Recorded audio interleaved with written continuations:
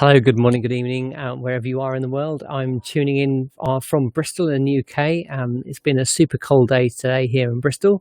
And today's video is actually something very close to my heart because if you are just about to start working remotely, or you're thinking about doing that, or maybe you'd like to try and start doing it, but you're not sure how to get going, then I want to share with you my top 5 tips that I've been doing, sometimes successfully, sometimes not. I'm very happy to admit, for the last 9 years working from home. A bit of background about myself: I used to be a physics teacher, and 12 years ago I started in business and ran my business alongside my teaching career, and finally left back in 2011. And I've been working from home since that time.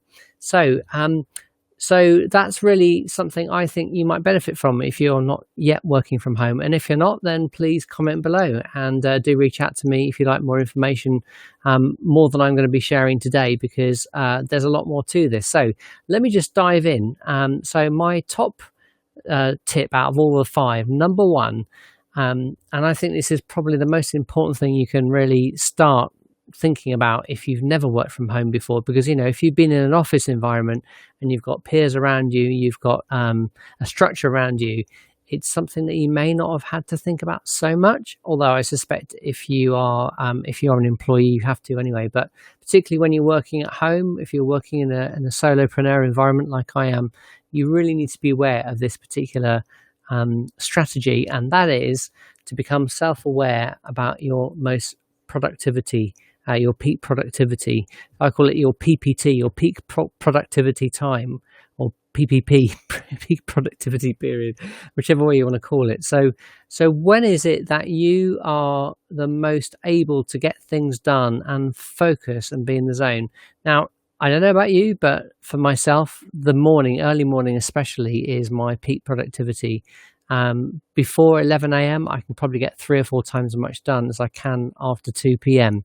So that's something really, if you're not totally aware of that, you're going to become aware of it very soon, because working from home is something where you have to have a lot of self-discipline, and it's easy to have self-discipline when you're in the zone.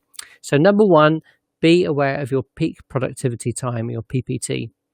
The second one, again, this is more general to just getting things done, really. But I think, again, if you're working in a solopreneur environment, if you're working from home, then you really need to get this under your belt pretty quickly. I'm looking at my notes, by the way, because I've made notes so I can keep this video short. Is do your most important and significant tasks when it's quiet, especially if you know there's going to be interruptions later on. Now, here in the UK, we're about to have probably our longest ever summer holiday in the history of I don't know when, because children are about to go out of school. If you're watching this sometime in the future, the context of this video is at the moment there's the coronavirus going around the world, and it's forcing us in the UK to rethink how we organise our lives in a very significant way, and all the schools are closing. So because of that, children will be at home. So if you need to do some productive work, then it's really good idea to try and do it when there aren't a lot of other people around, and particularly people who need your attention. So they might still be in bed, or they might be doing some other activity in another room. So just think about planning ahead in that respect. Now, I've been a bit fortunate, really, because most of my productivity and productive work has been during school time, when my children were at school. So I haven't really had to think about that so much, although I think from now on in, it's going to be the early morning again, because given the chance, and I totally respect that teenagers want to catch up on sleep, and who wouldn't? So the third one, and it's really related to the second one, is because you never know what's going to happen, and it's something that some people find easier than others. I think if you're a very very organized person who really has things kind of nailed to the minute, you're perhaps going to struggle with this one. But I'd like to challenge you to think a little bit more flexibly about the order of your plans. So if you've got, I've got a certain number of tasks I want to complete today, but you're not, you're kind of not thinking kind of a bit outside the box, you're going to struggle a little bit, because things will happen, interruptions will happen. And I think one of the key things is actually that word I've just said, interruptions. You've got to stop thinking in that way, and reframe interruptions as an opportunity to have a bit of creative downtime, because if you keep thinking about them as interruptions, you're going to get really annoyed and frustrated. So one of the things that I've managed to do in terms of training my mind, if you like, my mind gym, has been to rethink what happens when someone comes along and grabs my attention. Now, I'll admit, sometimes I'm successful and sometimes I'm not. But having that mindset that actually, when someone needs your attention, it is for a good reason, especially because they know you're working at home. And if they're a youngster, they may not, but they do need your attention, because that's, after all, you're a parent if you are one. So you're going to have to be more flexible about the order of your plans, and be prepared to down tools and then come back. So repurpose the phrase interruption with creative downtime, and actually start using that as an opportunity to kind of like what I call background. Let the subconscious work on things. If you're in the middle of something creative or something that requires a bit of thought, which I'm sure it does if you're working from home, then see that as an opportunity to let your subconscious mind simmer away and come up with perhaps a more creative and time efficient way of doing the same thing that you already started. All right, so that's the top three. There's a couple more, and number four is, I think it's probably, and number four and number five are very related, and I think number four is particularly helpful for me because any job, any business has got tasks which are pretty kind of repetitive, or they're not particularly inspiring, but you've got to do them anyway. So I call them boring administrative tasks. Those are the ones that I find really quite tricky. Now, if you're a naturally gifted administrator and you love that kind of stuff, then you're going to sail through this. But for the if you're the sort of person like me who struggles doing administration and rather get on something kind of like meaningful, one of the big marbles at the bottom of the jar rather than little sand particles at the top, then, and if you don't know what I mean by that, just go onto YouTube and find some pebbles in terms of productivity. But what I'm talking about here is, there are administrative tasks that you've got to do that are not interesting. So how can you get them done more quickly? And I have to say, I wasn't successful at this recently because I was trying to get my accounts done, and I should have eaten my own, drunk my own medicine, or whatever the expression is.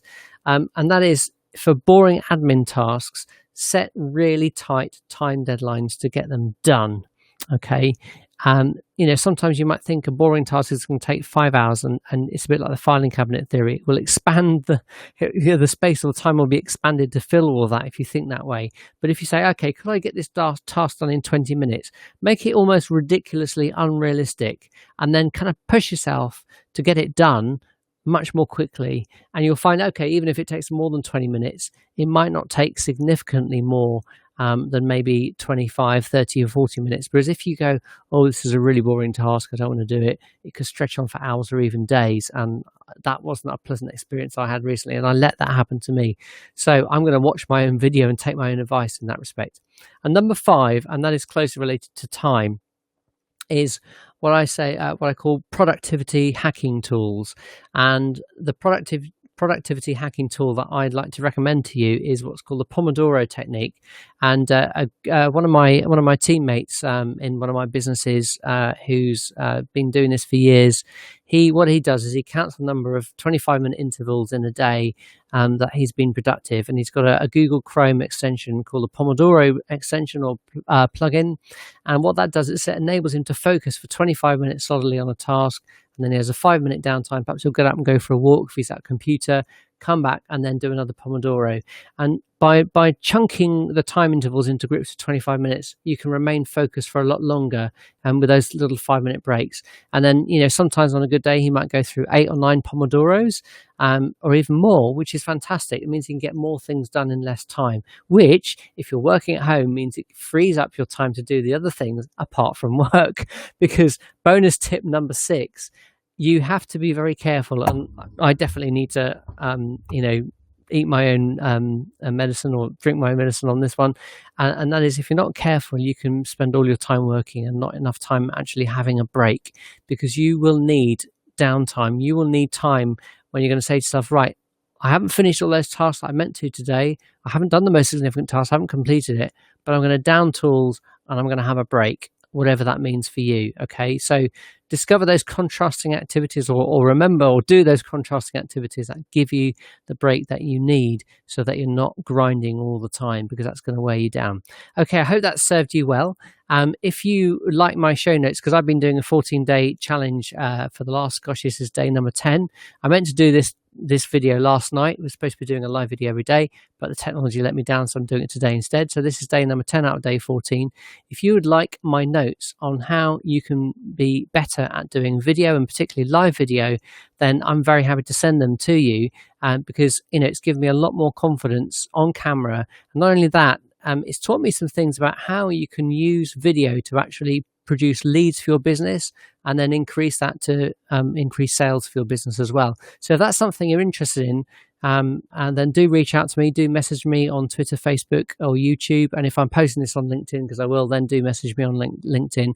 I suggest if you're on Twitter, then just go to facebook.com/DesFutak, find me on Facebook, connect with me, and then say, I'd love to have your show notes of the 14-day challenge that you've been doing, because I want to use video in my business, because I want to figure out how I can use video to grow my business. In this particular session today, I've been talking about how to use video, or how to use how to actually become more productive, and it hasn't been anything to do with video, but obviously I'm using this video to actually put myself out there, to tell you a bit about myself and what I do, and how we use video in our team coaching sessions. That's subject for another video that I might do before the end of the 14 days. So I hope this has been useful to you. If you've got any questions, then do reach out to me, and I wish you every success in working from home. I'll speak to you soon. Bye for now.